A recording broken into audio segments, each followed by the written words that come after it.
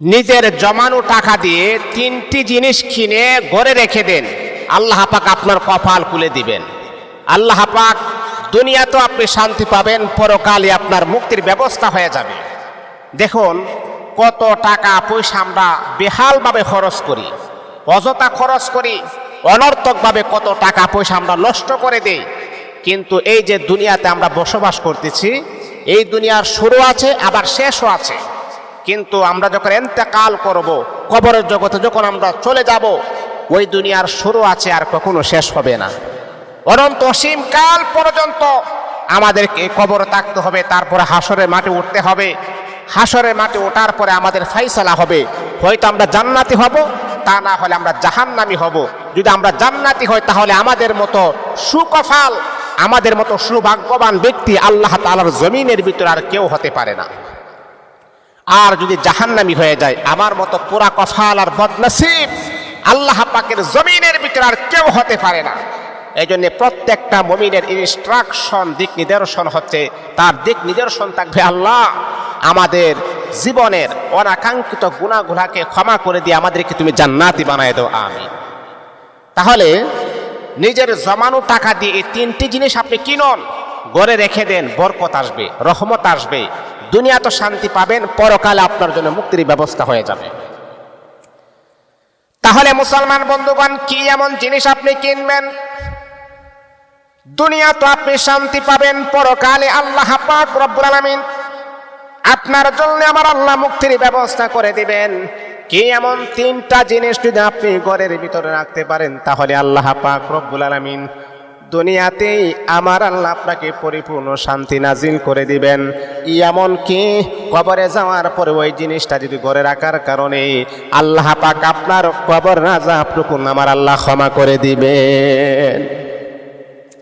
ও মুসলমান বন্ধুগণ, কত হাজার হাজার লক্ষ লক্ষ টাকা পয়সা আপনি অনর্থকভাবে নষ্ট করে ফেলুন।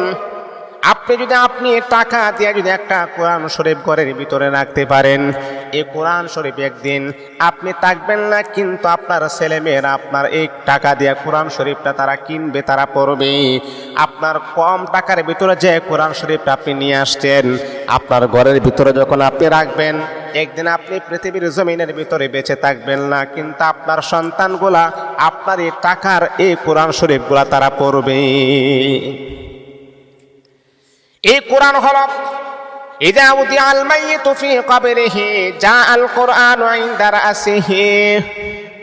আমার আপনার দয়াল নবী মদিনার কামলিওয়ালা নবী বড় সুন্দর করে বলেন, ও আমার উম্মতি মুহাম্মাদিরা, তোমরা জানো যখন কোন মানুষকে যখন কবরস্থ করা হয়, কবরের ভিতরে রাখার পরে 2জন ফেরেশতা আসে। তারা আসার পরে তারা ওই মানুষটাকে বসানো হয়, বসানোর পরে জিজ্ঞাসা করে, ও আল্লাহ তাআলার বান্দা, বলো তো আল্লাহর পরিচয় দাও, দিনের পরিচয় দাও, রাসূলুল্লাহর পরিচয় দাও। ও মুসলমান বন্ধুগণ, আপনি যদি আপনার নিজের জমানো টাকা দিয়ে কোরআন শরীফ আনতে পারেন, এই কোরআন শরীফকে যদি আপনি খেদমত করতে পারেন, কোরআন অনুযায়ী যদি আপনার জীবনটাকে গঠন করতে পারেন, তাহলে এই কোরআন আপনার মাথার পাশে মানুষের আকৃতি ধারণ করে দাঁড়িয়ে যাবে। এই কোরআন একজন ব্যক্তির সুরত ধারণ করে, সে বলবে, না ফেরেশতারা আমার বান্দাকে কোনো রকমের প্রশ্ন করিও না, আমার বান্দাকে হ্যাটাক করিও না, আমার বান্দা দুনিয়ার জমিনে খুব কষ্ট করেছে, আমার বান্দা দুনিয়ার জমিনে কোরআনের উপর আমল করেছে, প্রতিটা সময় আমাকে স্মরণ করেছে, কোরআন অনুযায়ী তার জীবনটাকে গঠন করেছে। আজকে আমার বান্দা মুসিবতের ভিতরে পড়েছে, আর আমি কোরআন আমার বান্দাকে একা একা কবরে রেখে আমি চলে যাব, না, হতে পারে না। আমার বান্দার পাশে আমি আছি, যত রকমের যত প্রশ্ন আছে আমার বান্দাকে না করে, আমার এই বন্ধুটাকে না করে আমাকে করো, আমি আমার বন্ধুর পক্ষ হইয়া সমস্ত প্রশ্নের জবাব দিয়ে আমার বন্ধুকে আমি জান্নাতি বানাই দিব। আল্লাহু আকবার। এই জন্য কোরআনটাকে ঘরে রাখবেন, নিজের টাকা দিয়ে কোরআন কিনে ঘরে রেখে দিবেন। ছেলে সন্তানেরা কোরআন পড়বে, আপনি সওয়াব পাবেন।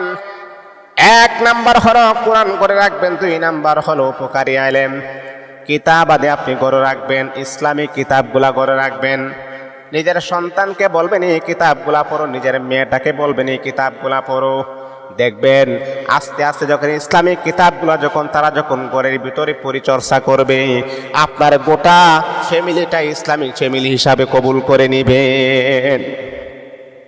উপন্যাস নয়, অনর্থক ভয় নয়, এই ইসলামিক কিতাবগুলা আপনি মা ফাতেমার জীবনী কত কষ্ট করেছেন, মা ফাতেমার জীবনী আপনি গড়ে রাখবেন, আপনার মেয়েকে শিক্ষা দিবেন। হযরত আয়েশা সিদ্দিকা রাদিয়াল্লাহু তাআলা আনহার জীবনী তাদেরকে বলবেন পড়ার জন্য, একজন নারী হিসাবে কত কষ্ট করেছেন, স্বামীকে কেমন কি পরিমাণ মুহাব্বত করেছেন। হযরতে খাদিজাতুল কুবরা রাদিয়াল্লাহু তাআলা আনহার জীবনী তাদেরকে বলবেন পড়ার জন্য। তারপরে তাদেরকে বলবেন ফেরাউনের স্ত্রী আসিয়া কি পরিমাণ কষ্ট যন্ত্রণা সহ্য করেছেন, হযরতে সুমাইয়া কি পরিমাণ ইসলামের জন্য জীবন দিয়েছেন, তাদের জীবনী পড়ার জন্য আপনি তাদেরকে তাকিদ করবেন। দেখবেন আপনার মেয়েটা ইসলামিক মাইন্ডের হয়ে যাবে। এই মেয়ে কখনো এই কাহিনী শোনার পরে, জীবন কাহিনী পড়ার পরে আপনার মেয়ে কখনো বেপরদা চলাফেরা করবে না। এই কিতাবগুলো আপনি ঘরে রেখে দিবেন। তারা যখন নামাজ পড়বে, একদিন আপনি পৃথিবীর জমিনের ভিতরে থাকবেন না, কিন্তু আপনার মেয়েটা এই কিতাবগুলা পড়ার পরে আর বেপরদা হয়ে রাস্তাঘাটে ঘোরাঘুরি করে না, আর বেপরদা হয়ে চলাফেরা করে না। 5 ওয়াক্ত নামাজ পড়ে, সময় মতো কোরআন তেলাওয়াত করে, নিয়মিতভাবে নামাজ পড়ে। ও আল্লাহ তাআলার বান্দা, আপনি জানেননি আপনি যখন পৃথিবীর জমিনে থাকবেন না, এই মেয়েটা পর্দা করার কারণে আল্লাহ পাক রব্বুল আলামিন আপনার কবরটাকে আমার আল্লাহ জান্নাতি বানায় দিবেন। এটা হলো 2 নাম্বার। 3 নাম্বার হলো আমার রাসূল সাল্লাল্লাহু আলাইহি ওয়াসাল্লাম বলেছেন, নেককার সন্তান।